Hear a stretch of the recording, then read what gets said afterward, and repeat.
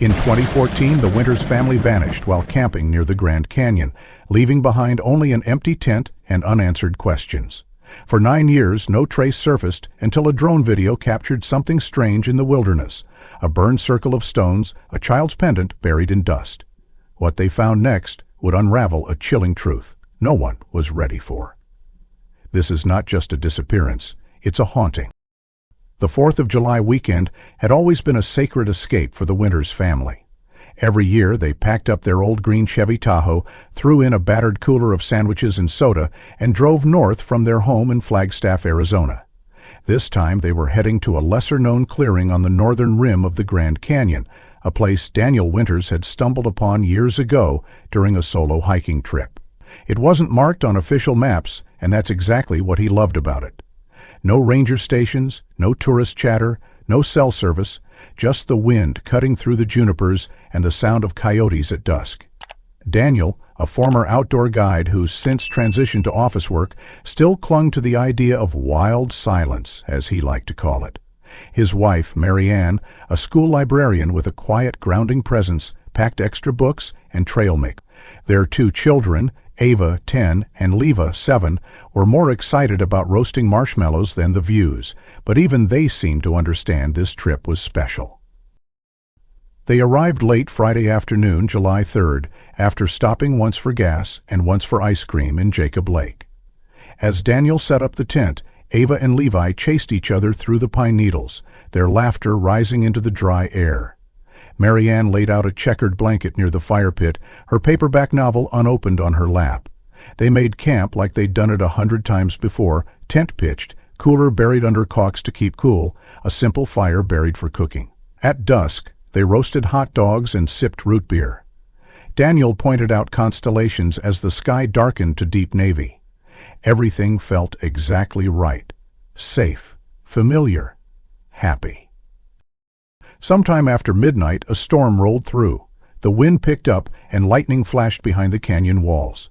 Mary Ann, ever the light sleeper, sat upright in the tent and nudged Daniel. "Did you hear that?" she whispered. "It's just wind," he murmured, half asleep. She listened for a while longer, hand resting gently on Ava's sleeping bag, but the sound, low, metallic, not quite thunder, lingered in her chest like a warning. By morning, everything was still. Blue sky, crisp air, the smell of pine mixed with the faint remnants of smoke from last night's fire. But no one emerged from the tent, because the tent was already open, unzipped fully on one side, like someone had stepped out and never zipped it back. The fire pit was cold, but still held half-burned logs. The cast iron pan sat on a rock, its handle blackened. 2 paper plates rested nearby, with half-eaten pancakes, syrup smeared across the edges. The cooler was untouched. The Chevy Tahoe stood parked 10 feet away, keys still hanging from the ignition. It was a retired postal worker named Ronald Keene who found the site around 9 o'clock IMM. He had parked his own camper about 2 miles down the ridge and was walking the trail alone, camera around his neck, when he spotted the tent. Odd, he would later say to authorities, there were no voices, no movement, just silence, but not the good kind. He called out a casual hello, expecting some Blériot camper to poke their head out. No one did. When he approached and realized the whole scene was frozen, meals unfinished, sleeping bags inside the tent empty but rumpled, his chest tightened. Ronald didn't touch anything. He walked briskly back to his camper and drove into cell range, stopping at a gas station with a landline phone. He called the local sheriff's office and waited. When the first respondents arrived that afternoon, they approached with caution. No signs of a struggle, no blood, no footprints leading away, just the leftovers of a peaceful night, abandoned like a stage set after the play ends. Deputy Teresa Lowe would later describe the scene in her report as eerily preserved.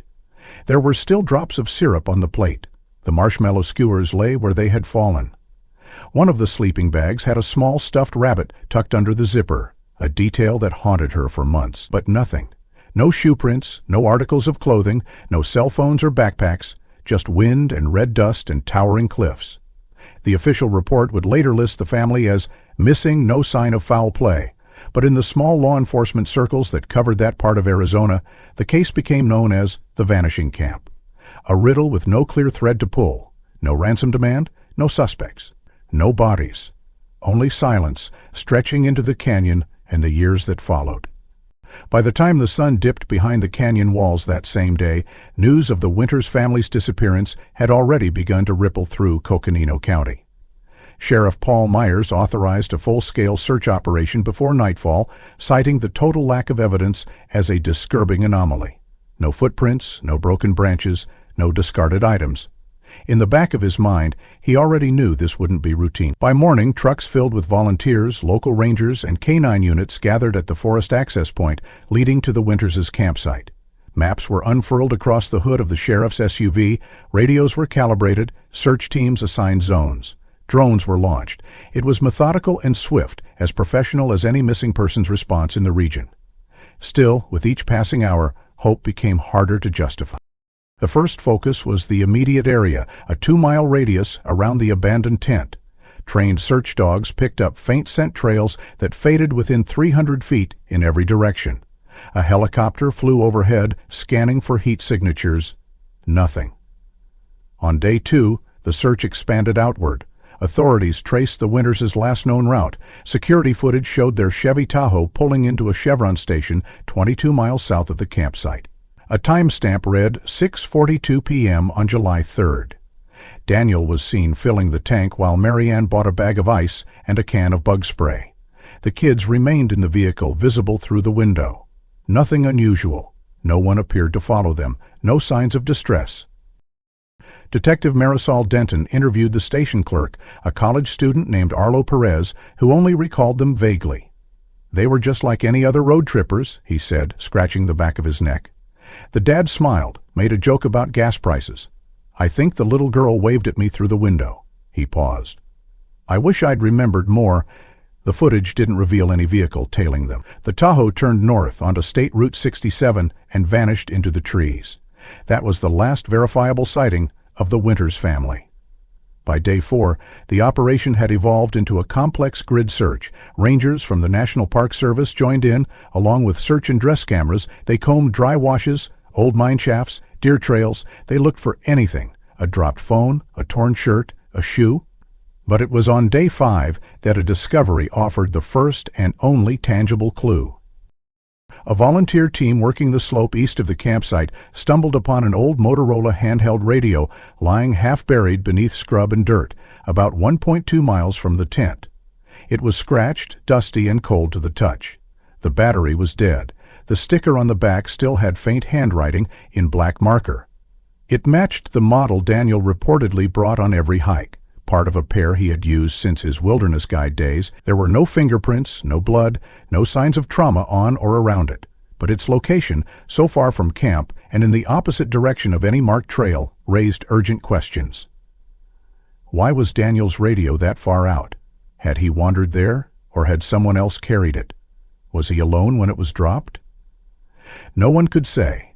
Teams swept the nearby ridge using SOFAR and thermal devices, calling his name again and again into the wilderness. But the only answer was the wind. Investigators brought in cadaver dogs by day 7. Not a single alert. No trace of the kids. No trace of Marianne. Not even a hair fiber or footprint. The forest had swallowed them whole. By day 10, with $40,000, 0 cents already spent in labor and equipment, the operation began to contract. Officials held a press briefing near Jacob Lake, carefully chosen to discourage large crowds and media frenzy. Sheriff Myers addressed the cameras with a tight jaw. "Have exhausted all viable leads within the defined search perimeter. No evidence of foul play has been uncovered at this time. The Winters family remains missing. We urge anyone with tips or sightings to come forward." In private, however, the team was rattled. Detectives pored over the gas station footage again and again. They scoured phone records, bank transactions, social media messages. Nothing suspicious. No signs they had planned to disappear. No family debts, no legal troubles. They weren't running from anything, or so it seemed. But if they weren't running, where were they? Marianne's mother, Judith, flew in from New Mexico and made a plea on the local news, her voice trembling. "Please, if anyone saw them, if you saw anything at all, even if it seemed unimportant, we just want them home." Ava's fourth-grade teacher mailed a drawing she had found in her classroom drawer, a sketch of their camping tent surrounded by stars with the words "Best Summer Ever" written across the top in purple crayon. The media ran it alongside their missing persons flyers, adding emotion to the mystery. The drawing broke hearts, but it gave no answers. Meanwhile, whispers began to surface in online forums, theories, speculation. Some claimed it was a bear attack. Others blamed drug traffickers or even cult activity. But none of those theories matched the facts. There was no sign of violence, no predator tracks, and no evidence of outside contact. After 10 days, the official search ended. Volunteers lingered a while longer, leaving flowers, dream catchers, and laminated photos tied to tree trunks near the site. A laminated note appeared at the edge of the clearing, written in pencil. "Not all who wander are lost, but some are." Below it, someone had drawn a small hollow tent with no figures inside. Investigators took it down and bagged it, just in case. But the question still burned, whispered in every hallway of the sheriff's department. How does a whole family vanish in plain daylight with no trace, no struggle, and no clue? And more urgently, why was Daniel's radio the only thing they left behind? Was it a clue, a warning, or a sign that someone or something had taken the next step before anyone could? 3 days after the official search was suspended, the story of the missing Winters family took a sharp turn, from hushed law enforcement strategy meetings to flashing headlines and breaking news banners across every local station. "Flagstaff family vanishes in canyon mystery," read one headline. Another, more speculative, dared no clues, no farewells. Did the Winters plan to disappear? Within hours, reporters camped near the sheriff's office and camped harder on the front lawns of distant relatives, pressing microphones into faces of siblings and neighbors. Some of them wanted answers, others only footage. Sheriff Myers attempted to maintain a low profile, issuing a controlled statement through the Coconino County website, but the silence from law enforcement only fueled the media's appetite. They began digging on their own, rifling through public records, past employment, property liens, social media posts, anything that could give the story meat. That was when a journalist from the Arizona Republic unearthed a detail no one had mentioned, not even the family. According to a resignation letter filed with the HR department of Grand Route Adventures, Daniel Winters had left his job only 8 months prior to the disappearances. His resignation had come just 6 days after submitting an anonymous complaint to the company's ethics hotline, alleging financial mismanagement, tour route falsification, and misuse of federal park access permit. Though he had not gone public at the time, anonymous sources within the company confirmed that Daniel had spoken directly to a state investigator and provided documents supporting his claims. But nothing had come of it. The complaint, as far as the journalists could tell, had gone cold. Grant Root's spokesperson denied wrongdoing, stating that Mr. Winters left his Brazilian vehicle in the company had been cleared by internal audit. Still, the timing raised eyebrows. It was a whisper of motive. Reporters speculated on everything from corporate retaliation to the possibility that Daniel had faked their disappearance to protect the family from a backlash. Articles began appearing on Reddit and Facebook with headlines like, "Whistleblower Dad Leads Family into the Wild, Never Returns," and "Was This Flagstaff Dad Running from More Than He Said?" TV specials featured drone reenactments of the campsite, recreating how a family of 4 might slip through the cracks. Ratings soared, but no new answers came. 6 days after the family was last seen at the Chevron gas station, an off-duty corrections officer named Scott Neal was shopping at a Walmart in Cedar City, Utah, when she caught a glimpse of a woman walking briskly down aisle 12. It wasn't the woman herself that triggered something. It was the little girl beside her, holding a worn pink rabbit.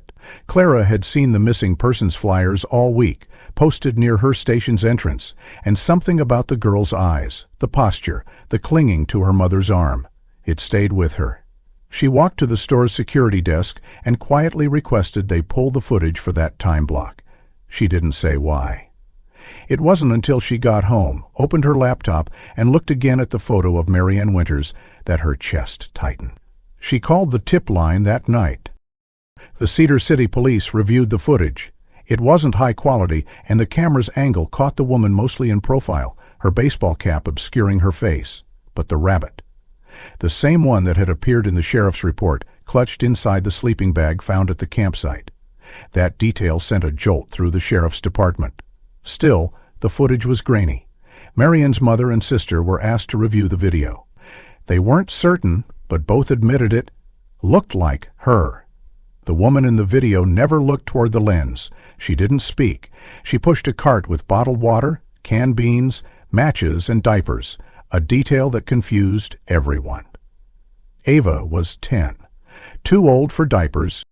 The footage showed the woman and child entering the store but not exiting. No camera caught their departure. No plate numbers were recovered from the lot. The Walmart security system had blind spots, enough to lose them entirely. Despite the timing and resemblance, law enforcement couldn't confirm an ID. Still, the footage was leaked to a local Fox affiliate. Within 24 hours, it was everywhere. National news picked it up. Missing mom in Utah, mysterious sighting at Walmart maybe break at Grand Canyon disappearances. Comments exploded online. Some accused the family of staging their own disappearances. Others suggested human trafficking or cult abduction. People debated whether the woman in the video was walking like a fugitive or like a scared mother.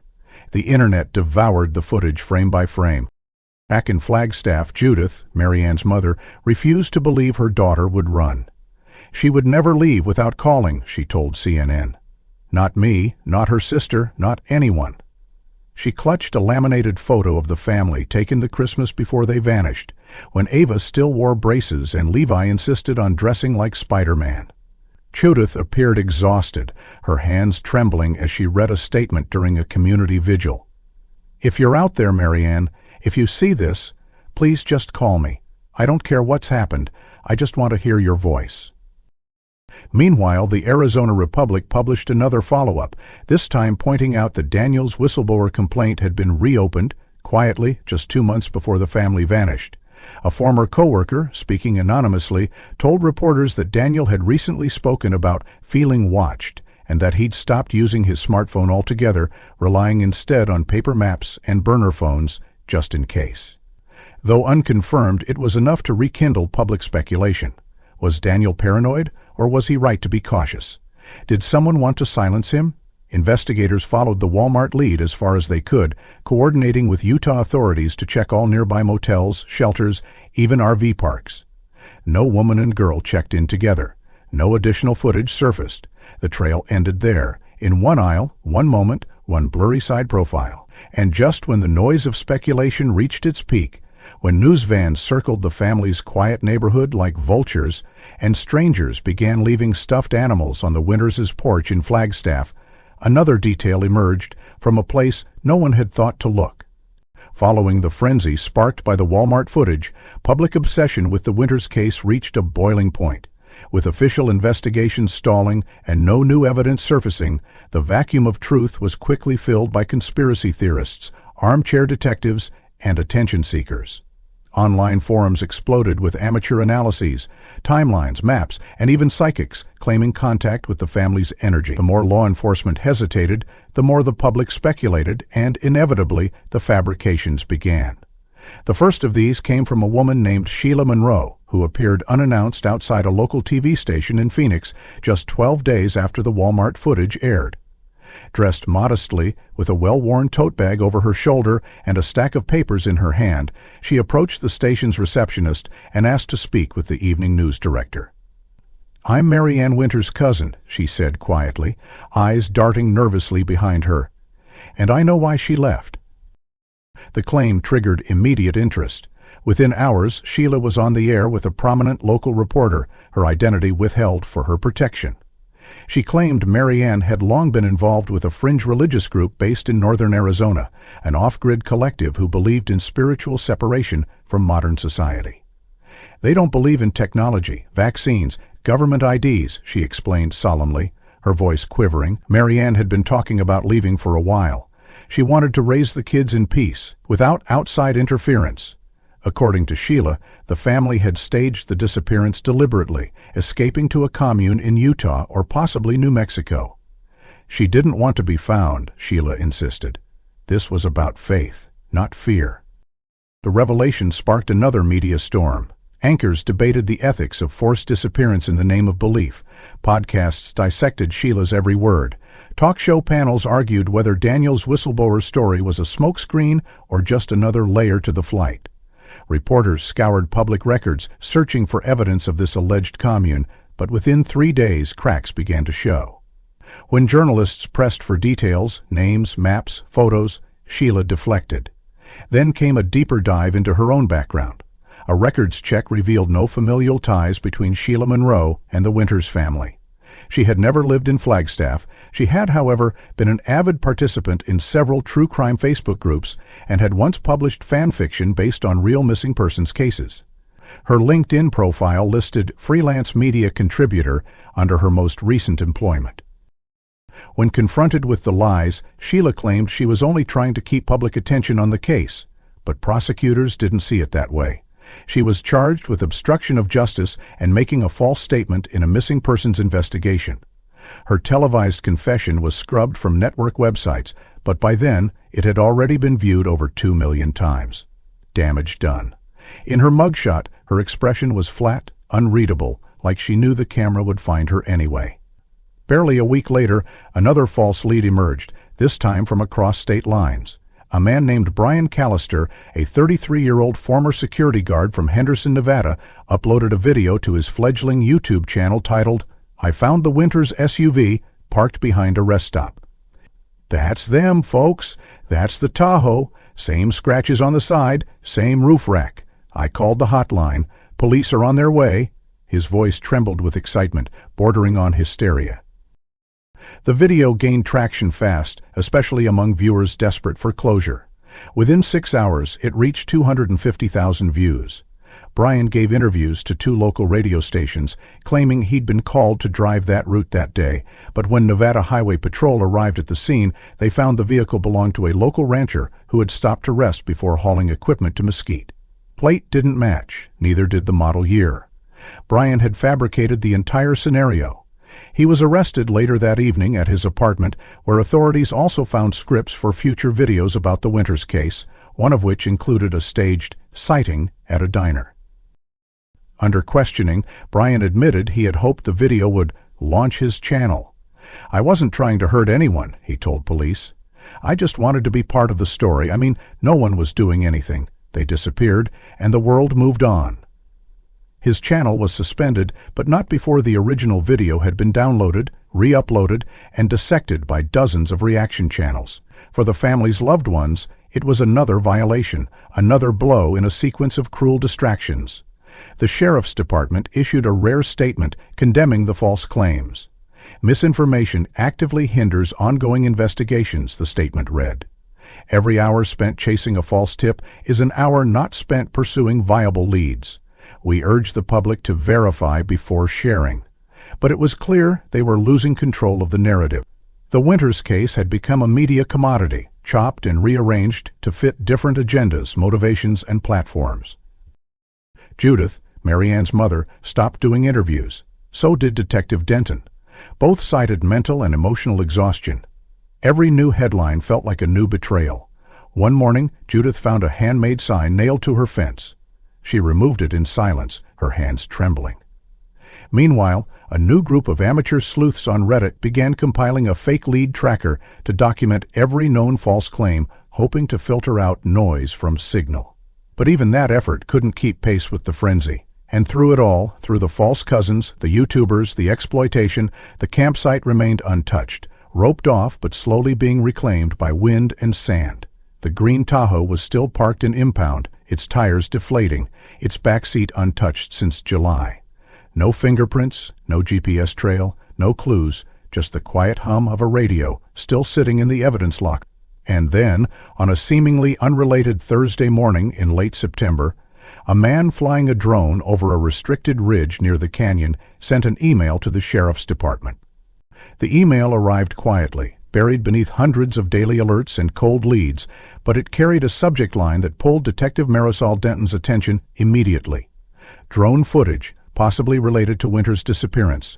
The sender, a retired geologist named Tim Barkley, had been flying his recreational drone over a restricted section of Kaibab Plateau during a geology survey project, recording high-resolution topography for a private mapping app.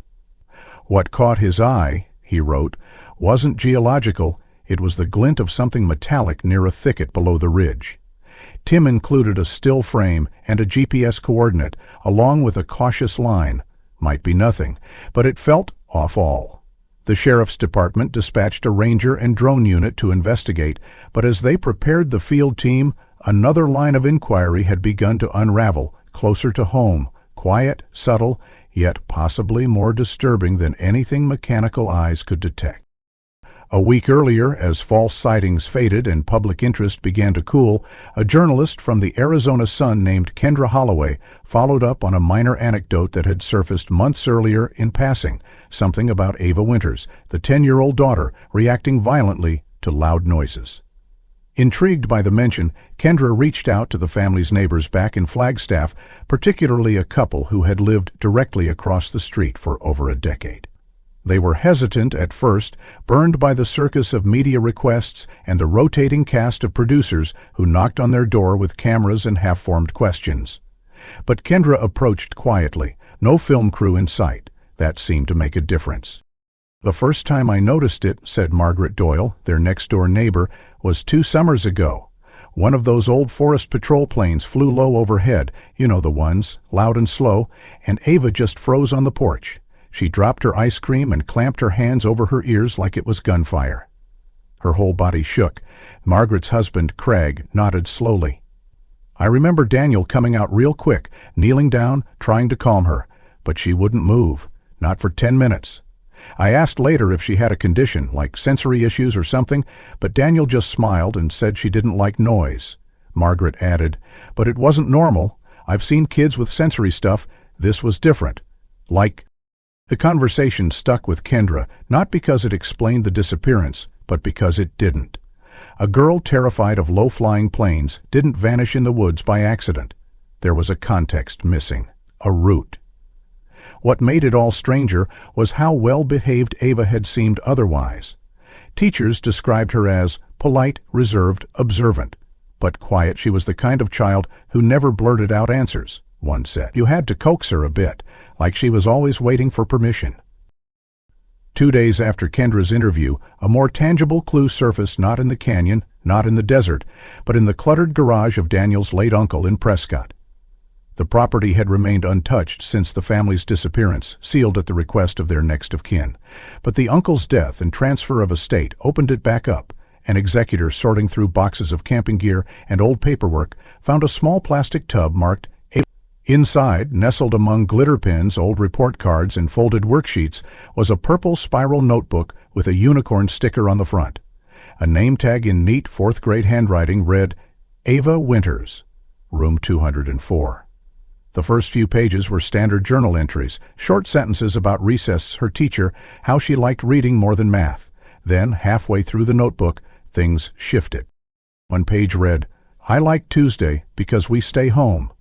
Another, "Dad says we don't talk to strangers even if they're wearing a badge." The handwriting became increasingly uneven, more scribbles than thoughts. And then, on the very last page, written in shaky but deliberate cursive, Mom said not to say anything, ever. There was no date, no context, just that one line hanging there like a curtain over a dark room. When the notebook reached Detective Denton's desk, she stared at the sentence for almost an hour before calling the lab to request forensic testing. Ink age, fingerprint analysis, anything. But deep down, she knew the meaning wasn't physical. It was relational. This was trust wrapped in silence, or maybe fear dressed as obedience. The discovery added a darker hue to an already shadowed case. What had Ava been told not to say? And why would Marianne, by all accounts a gentle, nurturing mother, ask her daughter to keep a secret so severe? It anchored her last written words. Theories swirled again. Some pointed back to Daniel's whistleblower past, suggesting he might have uncovered something larger, something dangerous. Others began to wonder if the family had been running from someone or something far longer than anyone realized.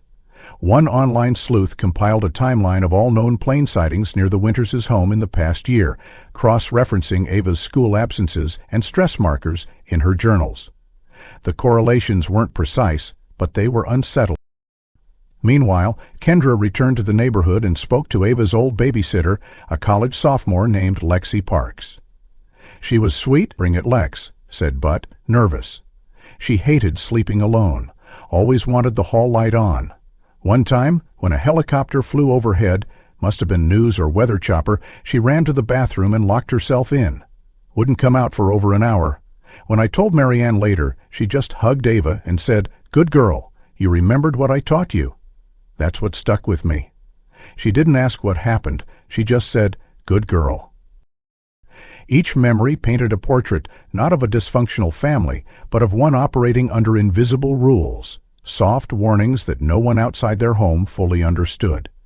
Ava's fear wasn't aimless. It was rehearsed, and now, with the notebook exposed and drone footage under analysis, detectives began to wonder if the canyon was merely the end of a long prelude, if the signs had been there for years, buried in recesses and whispered behind garage doors.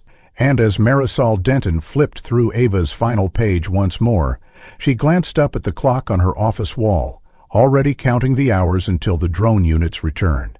The notebook had reopened wounds and raised new questions, but as weeks turned into months, and those months hardened into years, the Winters case gradually receded from headlines and slid quietly into the cold file cabinet of public memory. The drone footage that had once sparked hope yielded little of use, only a cluster of rocks and the reflected glint of a tin can wedged beneath fallen branches. The metallic shine that had seemed so promising was, according to the forensic team, likely an old camping stove from an unrelated party years prior. Nothing else was recovered from the surrounding suite. With no remains, no confirmed sightings, and no further forensic evidence, the momentum stalled. The sheriff's department, already stretched thin, could only carry the open investigation for so long without new leads. 3 years and 9 days after the Winters family vanished near Grand Canyon, the Coconino County Sheriff's Office issued a final update on their website. Based on available evidence and the absence of signs indicating foul play, the Winters case is being reclassified as a voluntary disappearance. While the file remains accessible for future information, active investigation is suspended indefinitely. That phrase, voluntary disappearance, landed like a betrayal to those who had never stopped waiting. Judith, Marianne's mother, read the statement in her living room with the curtains drawn and the television muted. Her hands were still as she held the printed notice, eyes scanning the lines again and again. She whispered to herself, Marianne wouldn't do that, and then set the paper down beside a mug of untouched tea. In the months that followed, phone calls from the police grew infrequent, and reporters, no longer drawn by clicks and views, stopped returning emails. What remained were only the family's belongings, boxed and sealed in legal limbo, and a few people who still whispered when her name came up at the supermarket. It was during this time, when the silence grew heavier than noise, that something else happened. Daniel's brother, Peter Winters, a real estate agent from Amarillo, quietly initiated proceedings to sell the Flagstaff property. With the case closed and no formal opposition, probate allowed him to assume temporary control over Daniel's estate. But what drew attention wasn't just the sale, it was how it was done. Peter didn't inform Judith, nor any of Marianne's family. He didn't consult law enforcement or ask for preservation of items. Instead, he hired a clean-out crew from Phoenix, had the home emptied within 48 hours, and listed the house through a private buyer's network off-market. No sign, no listing photos, no neighborhood notice. The house sold for just under asking price, cash deal, no inspection. Neighbors noticed the abruptness. One recalled seeing Peter arrive in a rental SUV with Texas plates, spend a single night at a nearby motel, and leave before dawn on the third day. When a local journalist later reached out for comment, Peter declined to respond. Had he found something in the house? Had he destroyed anything? What could have driven him to shut the door so permanently? 2 months after the sale closed, a package arrived at Judith's mailbox in Albuquerque. It had no return address, only a postmark from Columbus, Ohio. Inside the plain manila envelope was a single photograph, printed on glossy paper, slightly curled at the corners. It showed the Winters family standing in a dense forest, tall pines behind them, sunlight filtering through in sharp golden streaks. Daniel was crouching with Levi on his knee, Ava stood between her parents holding a stick, and Marianne looked directly into the lens, her expression soft but alert. But what made Judith gasp wasn't the composition, it was the photo itself. She had never seen it before. It wasn't one of the public images used in flyers or media coverage. It hadn't been taken from Facebook. The photo wasn't online at all. She was certain of it. Judith showed it to her daughter, Marianne's sister, who confirmed the clothing was different from any previous family photos. Daniel wore a jacket she didn't recognize, and Ava's hair was in 2 braids, not the usual ponytail. Levi held a toy dinosaur not seen in earlier shots. More importantly, the trees didn't resemble those in northern Arizona. They were too dense, the bark different. Judith turned the photo over, blank. No note, no message, no fingerprints. A forensic lab confirmed it had been printed within the last 18 months, but they couldn't trace the printer or source. What they could say was this: the light in the photo suggested early morning, and the pine species were more common to the Midwest than the Southwest. Sheriff Myers, now semi-retired, reviewed the photo with quiet intensity. "If this is real," he said, "they were alive at least a year ago. Maybe still are, but there were no clues in the image to indicate time, place, or motive. A background blur, perhaps a structure, couldn't be enhanced clearly. Just silhouettes in green." Judith kept the photo on her mantel, beside the last school picture of Ava. Every few weeks, she'd remove it from the frame and study the background again, searching for something new. An angle, a clue, a trace of direction. Meanwhile, whispers of Ohio began circulating online, theories shifting once more from the canyon to the Midwest. Some believed the family had been relocated under false identities. Others thought they were hiding from someone, not the law, but a threat left unspoken. Then came a stranger post in an obscure missing persons forum, just one line from an anonymous account. "There's more than one way to disappear. Look for the silence that's too perfect." The comment was quickly deleted, but not before a screenshot made its way into a new investigation thread. A retired postal worker from Zanesville, Ohio, chimed in with a curious note. He remembered delivering an envelope with no return address 2 months prior, addressed in black letters to a Judith Winters decouperesit. He couldn't recall the sender. The envelope hadn't raised alarm then, now it did. And as Judith watched the trees in the photo for the 1000th time, a new unease began to creep in, not from the faces in the foreground, but from a faint blur in the corner of the image. Something almost hidden behind the trees. 9 years had passed since the Winters family disappeared into the wilderness, swallowed by trees, shadows, and silence. By now, their case had become legend among true crime enthusiasts, one of those stories that resurfaces on anniversaries, reshared in cold case podcasts, dissected in hour-long breakdowns with solemn music and slow drone shots of the canyon. Theories still flourished, most of them wild, speculative, exhausted of context. But for the few who had known them, for those who still paused when hearing the name Winters, there remained a sense of incompleteness, a wound without a scar. It was during one such anniversary week, deep in the arid spring of northern Arizona, that the story unexpectedly breathed again. A group of content creators calling themselves Sundown Exploration had carved a niche on YouTube by flying drones over remote areas of desert, forest, and canyon country, hunting for forgotten places, abandoned cabins, petroglyphs, and wreckage. They prided themselves on exploration without interference, no trespassing, no touching, just eyes in the sky. On their 10th upload of the year, titled Hidden Ridge No One Talks About, they launched 2 DJI drones from the base of a dry wash near a rarely traveled slope northeast of the Grand Canyon's rim. The footage began like many of their others, sweeping wide shots, wind rippling through dry trees, rocky outcrops jutting like broken teeth. But 8 minutes into the flight, one drone operator, Tyler, called out. "What's that at 2 o'clock?" he asked. The camera panned, then dropped elevation.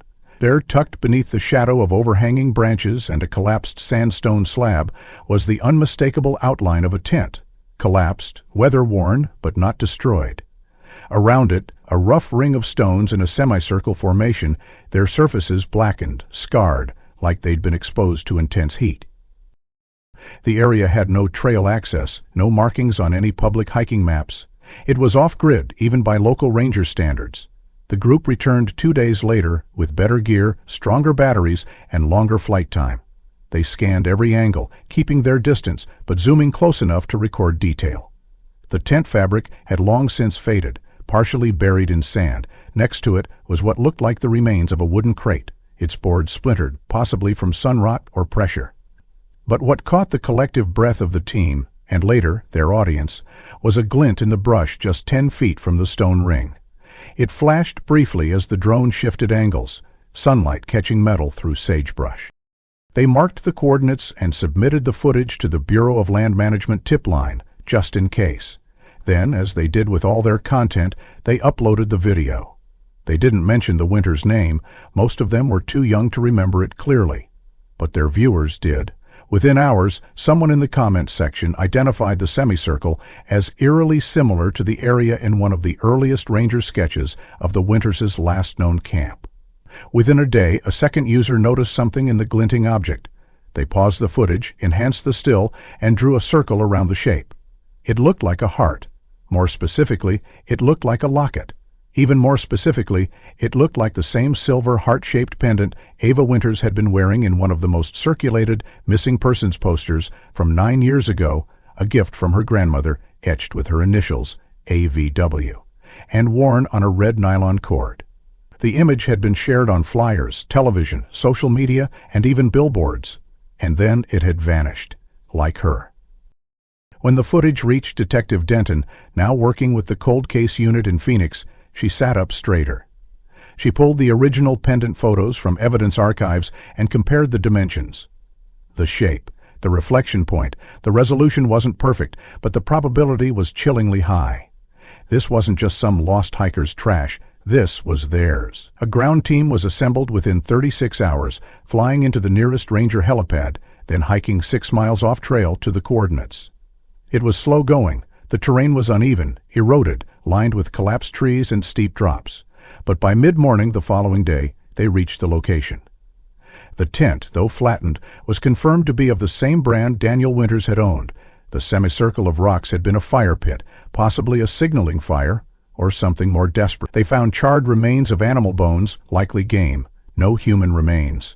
But in the underbrush, nestled beside the base of a scrub oak, was the pendant, still looped through its original red cord, faint etchings still visible under the grime and weathering. It was her pendant. There was no doubt. The discovery reignited everything.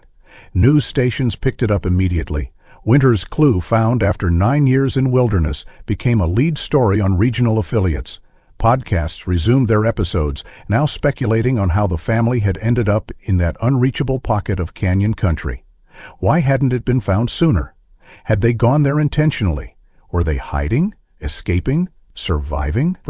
Forensics teams gathered samples from the site, sweeping for DNA, fibers, any material evidence that could suggest who had been there and when. A boot print, long degraded but still visible in hard soil beneath a rock overhang, was cast for measurement. Analysts estimated it matched the foot size of a preteen. Near the rock, they also found a plastic clip, broken but matching the type used in standard hiking backpacks. No IDs, no bones, but something had happened here, something real, something recent enough for the pendant to survive. Detective Denton stood silently beside the ring of scorched rocks as wind blew loose ash across her boots. She didn't speak for a long time. When she finally turned to the forensic technician beside her, she asked one question. "Does this feel like a campsite to you, or a grave?" No one answered, because not far from the rocks, in the direction the heart pendant had pointed, just beyond the next rise, was something else the drone hadn't seen, something the YouTubers had missed. And when the team crested that ridge, they stopped in unison, radio silent, hands frozen mid-motion. Because what they found next was not a remnant or a relic, but something fresh.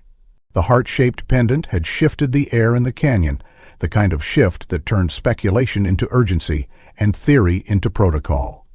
Forensic teams, geologists, and wilderness survival specialists assembled into a renewed task force, this time with one aim: to map and process every inch within a 2-mile radius of the collapsed tent and scorched rock circle.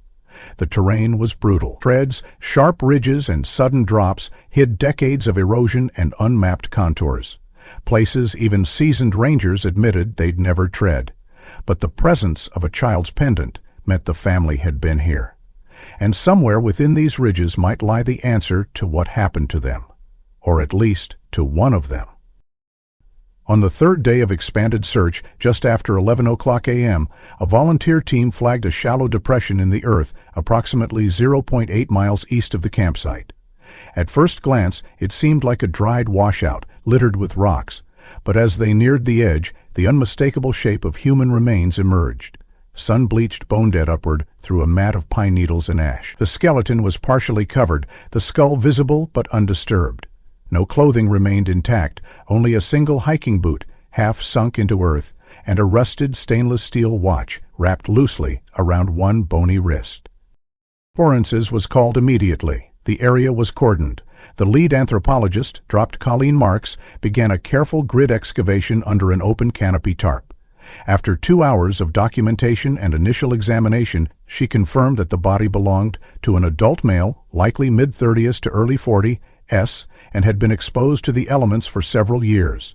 But the real shock came when the team cleaned the face of the wristwatch. Underneath the dried mud and mineral staining, faint engraving could be seen on the underside of the clasp.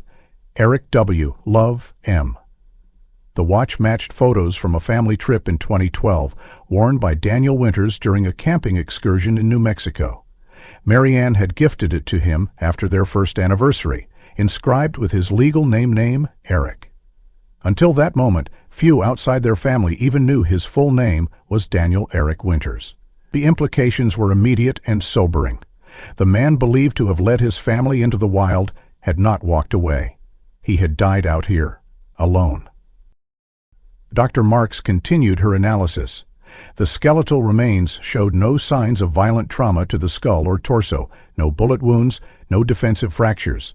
However, both femurs and the right tibia were splintered in a pattern consistent with high-impact compression. The breaks, she explained, suggested a fall from significant height, likely abrupt and not cushioned by brush or incline. Nearby, one of the rangers pointed out a narrow slit in the rock face, partially concealed by undergrowth and shadows. It wasn't marked on any topographical survey. They measured the drop, 28 feet from ledge to base, sharp vertical walls on 3 sides, wide enough to miss if walking in dense twilight or fog. The cliff face appeared freshly eroded on one edge, hinting at a possible slip or collapse years prior. No blood residue remained, but the surrounding dirt contained faint traces of organic decomposition, confirming that the body had rested there for a long time undisturbed. News of the discovery was withheld from the press for 48 hours, while the team confirmed identity through dental records and DNA. When the match came back, Detective Denton drove alone to Judith's home in Albuquerque. She didn't bring uniformed officers or media, just the original pendant in a zip-sealed bag and the confirmation letter. Judith received the news without reaction at first. She stared at the watch in the photograph and whispered, "I told him to wait before they left that morning. I told him the weather didn't feel right." Back in the canyon, questions multiplied. If Daniel had died near the camp, who had moved the tent? Who had left the pendant half-buried almost a mile away?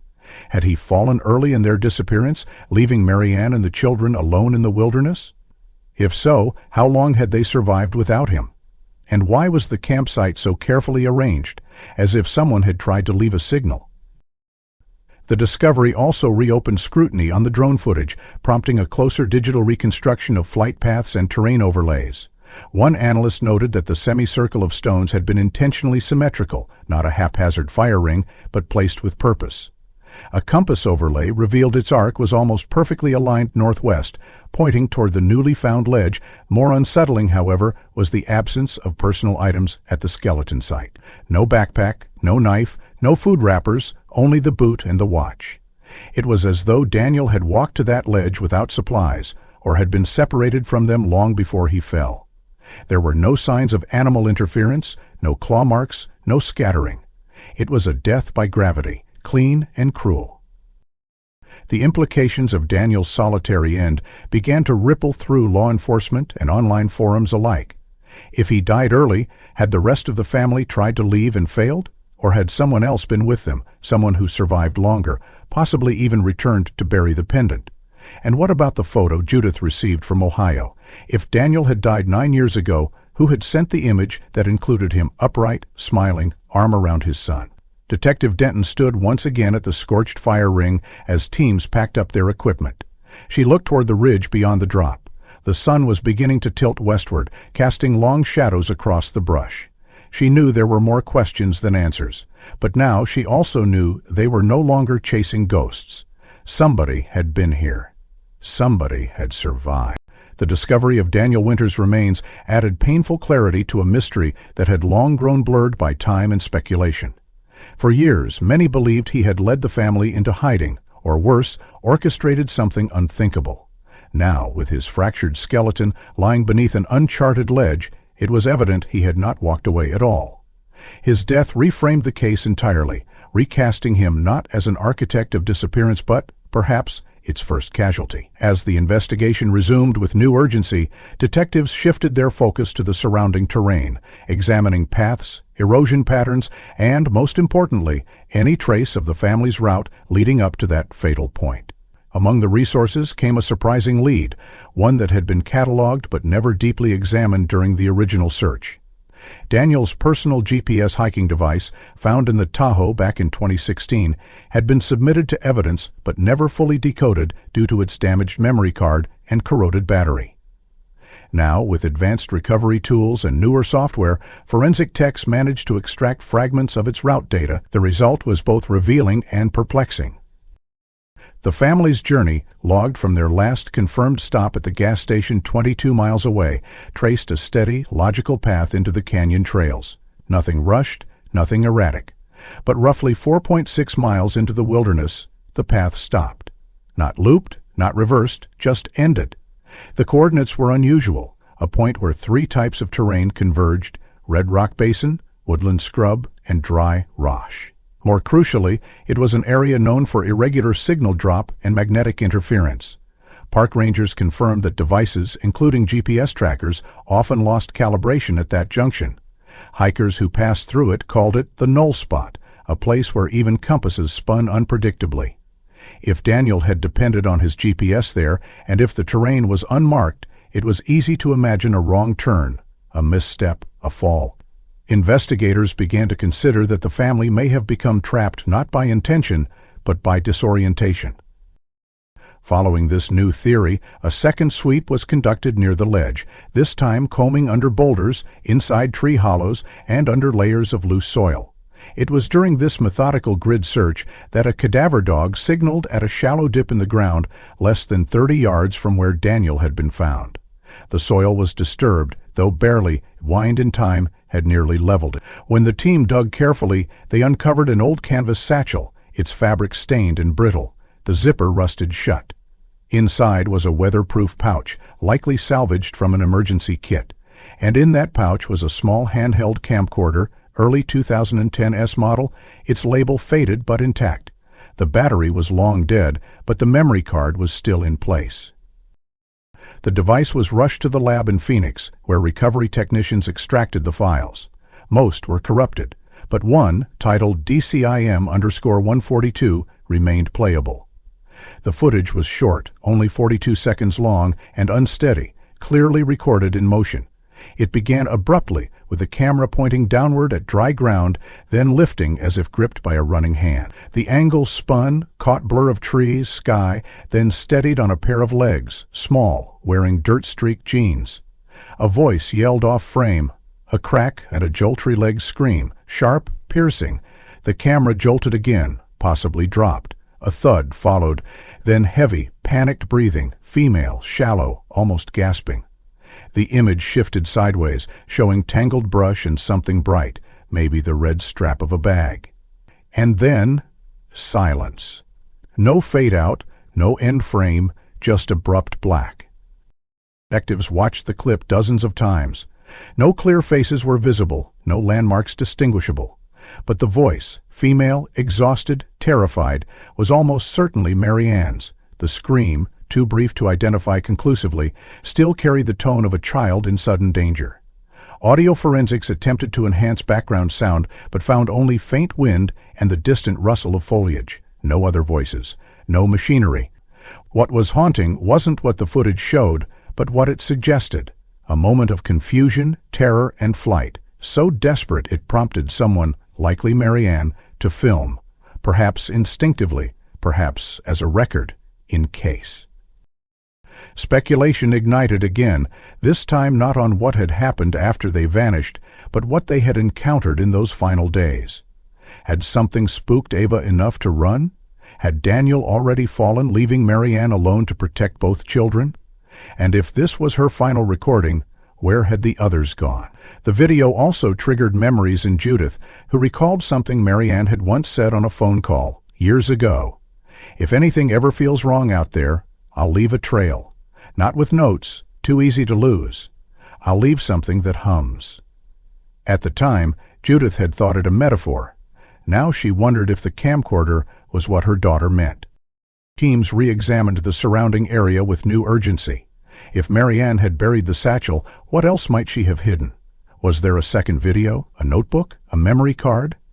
As searchers returned to the spot, carefully scanning in wider and tighter concentric patterns, someone found a length of pink nylon ribbon, snagged on a root, frayed, faintly faded, but unmistakably similar to the cord once worn around Ava's neck. And then a ranger paused, knelt beside a flat rock near the root, and noticed something odd. A mark beneath the soil, not deep, but deliberate. The stone itself bore a faint scratch in the shape of a V, or maybe two lines meeting. Initials, coordinates, or something else waiting just beneath. The scratch beneath the stone, subtle yet intentional, led the search team 50 yards deeper into the brush, where the terrain grew denser and the canopy above pressed low, muting even the desert wind.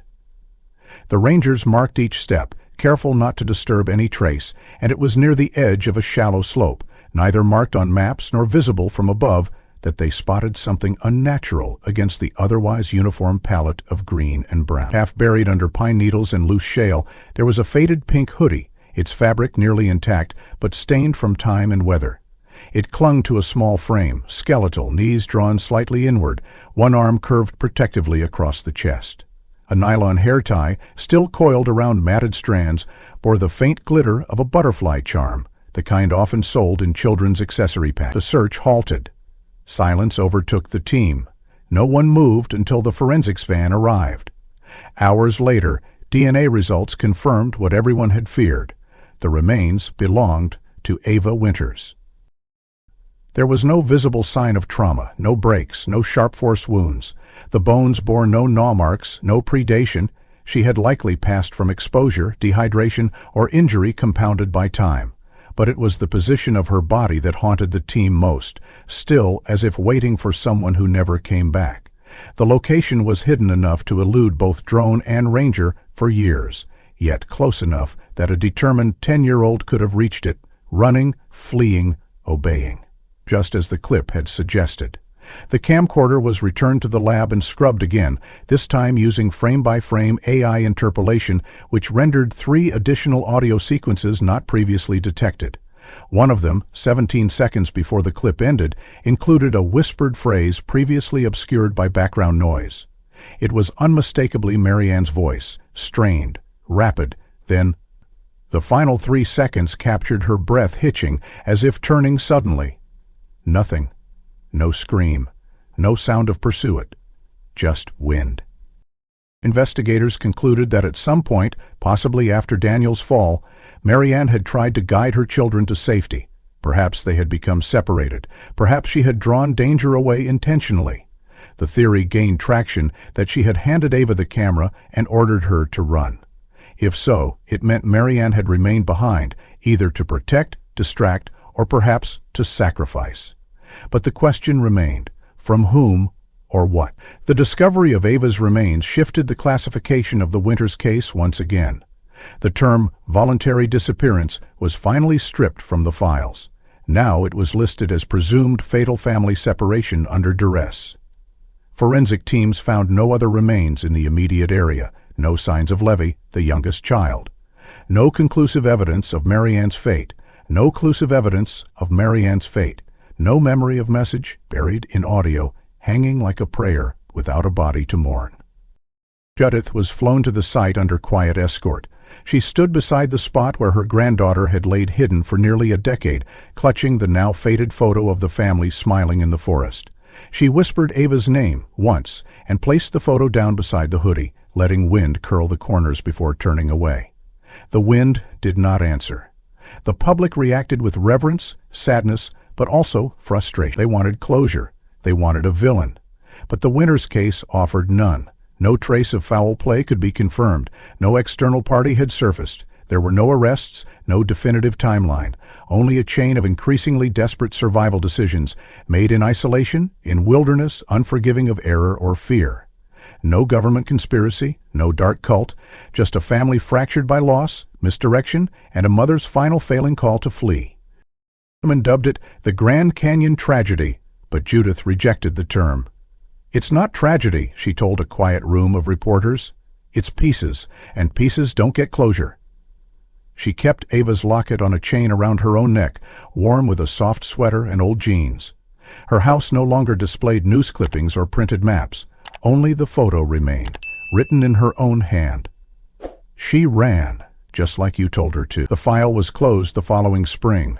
A special memorial bench was erected near the trailhead, inscribed only with initials and the phrase, "For the ones who tried." The land where Daniel fell was reclassified as a protected site. The footage was archived, but not made public. Out of respect and shadow, the question hung unsaid. If Ava ran, who, if anyone, ever found Levi? Or her? If this story stayed with you, don't forget to like and subscribe so you won't miss what's coming next. What do you think really happened that night in the canyon? And by the way, where in the world are you watching from? Drop it in the comments below.